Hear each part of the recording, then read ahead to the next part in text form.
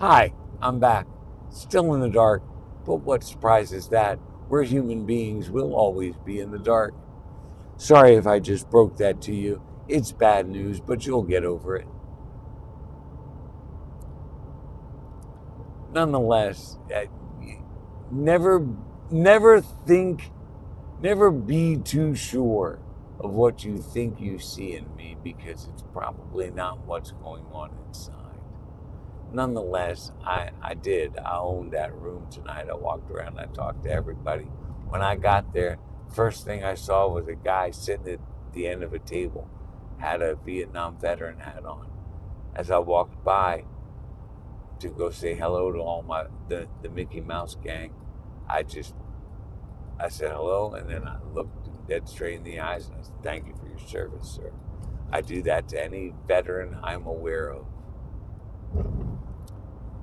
And then I bought him a drink. Like I went and I said hello to my friends. I was like, "Excuse me, the first thing I need to do is go buy this veteran a drink." And then I talked to them for a little bit, and that was nice. And a couple of, I'm not sure we had any other interactions in the night, but I know I was at their table, not with them directly. With some, I was on the Rumpelstiltskin strips. Uh, I ended up at their table talking to another family, uh, which is another one of my stories. So there was a young lady there. I think they finally told me her age was 25. Her name was Abby. Such a beautiful, beautiful, beautiful soul. I truly am so happy that I was there to witness. So Abby has Down syndrome, but Abby is a very high functioning Down syndrome, according to her mother. Abby got up to sing 3 times. And the first time Abby got up to sing, needless to say, there were enough people in the crowd that had their thoughts and their comments and their whatever because, well, we're human beings and we, for the most part, kind of suck. And but then Abby sang, and I sat and I watched Abby sing. I didn't listen because I didn't care at that point. I wish you could see my face as I am reimagining watching her the first time. She sang Zombie from the Cranberries. And I literally could see the moment that the music was coming to a part where she really got into it because there was like a break in the singing. And so she had a moment to kind of take a breath. And I watched it as the music crescendoed and her eyes, like I watched the spirit. I could cry. I might. Please forgive me. I watched the spirit just fill her eyes. She came alive in that moment. Oh, oh, I thanked her 3 times tonight. I was so glad I was there to witness that.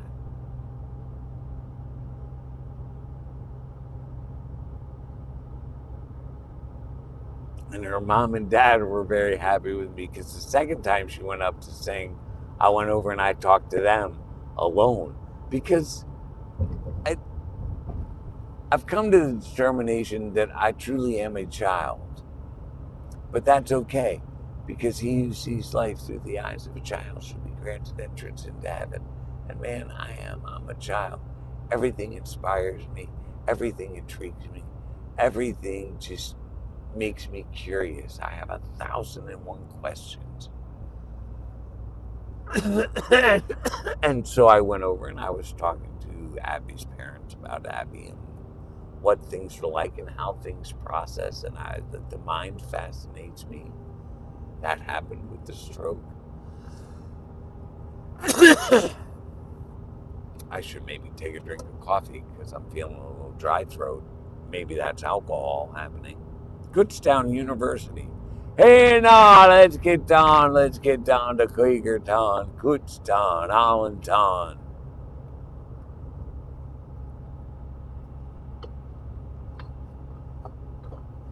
So I enjoyed Abby, and Abby sang 3 times, and I told her she was such a wonderful spirit because she was.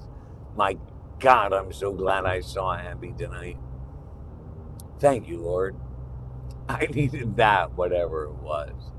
And I will carry that with me for a long time. I can't explain to you just watching the joy that singing brought her filled me with so much. And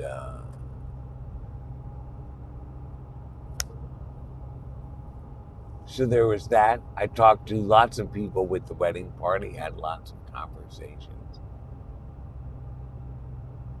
The bride was walking around, her dress was freaking dragging on the floor, and the one person I was with was commenting like, people are stepping on that. And I actually came to a point in the night where I couldn't move because I knew I couldn't maneuver myself around people, and the only other way to go was straight. And I knew there was no way I was going to make that without stepping on her dress, and I just wasn't going to do it. So the next time I came around, I leaned in and I said to her, I'm going to staple this dress to your ass so that I don't have to worry about stepping on it. And we had big jokey times about that. I complimented everyone that sang that I encountered, that I had talked to before, or like Abby, who just sang. Abby is the reason I was there tonight, because Abby is all I will think about. She just touched me so deep.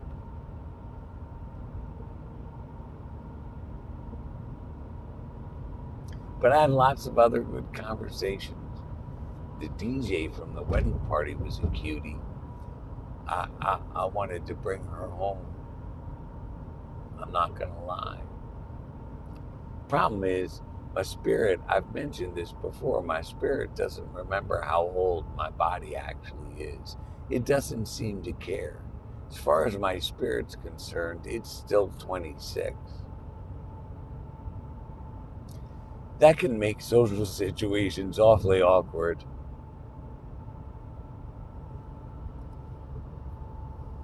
All right, I got a couple more minutes. What else do I have to say about tonight?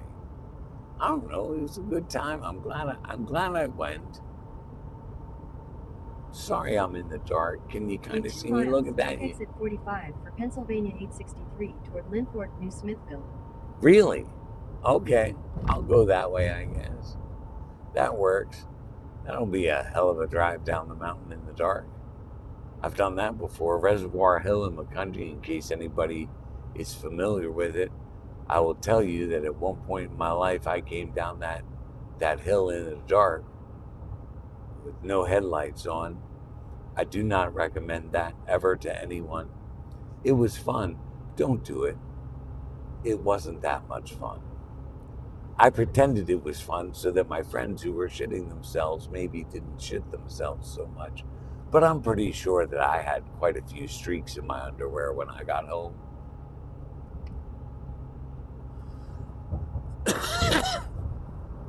Oh, the things we do when we're young and dumb are nothing compared to the things we do when we're old and dumb.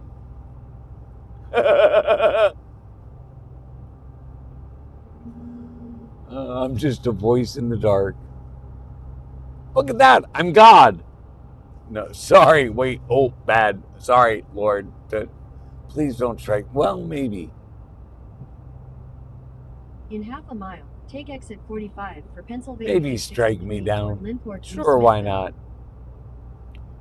It'll be a good night to go out on. I feel good. I mean, if you gotta go, you might as well be on a good night.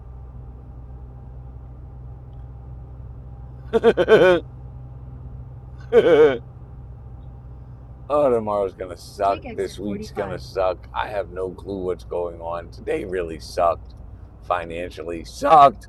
And I'm pointing that out to you, Lord. Sucked.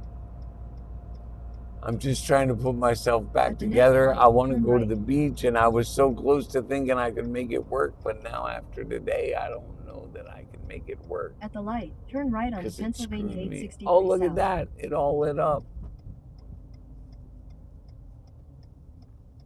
All lit up. All right.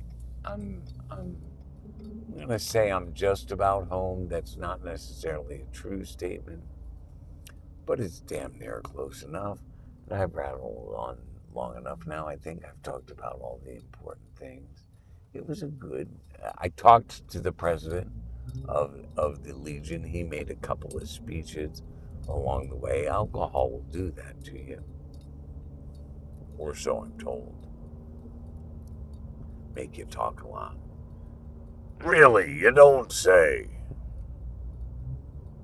In fact, never mind. Yes, you do. Over and over and over again. All you've done this whole ride is say, shut up. Nobody asked for your shit. Yes, Walt and I do have actual fights, because sometimes he just pisses me off. Yeah, well, you're no frickin' treat either, bub. The thing is, there have actually been people in my life who get uncomfortable with all of that. You have voices in your head. No, I'm a fucking actor. Voices in my head is what I do. It's how I work. Makes me think of Whoopi Goldberg. I once heard Whoopi Goldberg say, I think all actors are technically crazy because we spend our lives pretending to be other people, someone we're not. Exactly. And we walk around with characters in our heads because we're creative individuals and we think of things and things amuse us and things inspire us. And so there's always a host of characters. I just happen to have at least 3. I keep a village of characters. If you're an actor looking for a character to carry around in your head, please see me after the show. I will be glad to disperse a few. Starting with frickin' numbnuts. Oh, I ain't going anywhere. You'll go first. The sad part is I find that to be actually kind of probably true. My body will reject me before it will reject Walt. That's sad. All right.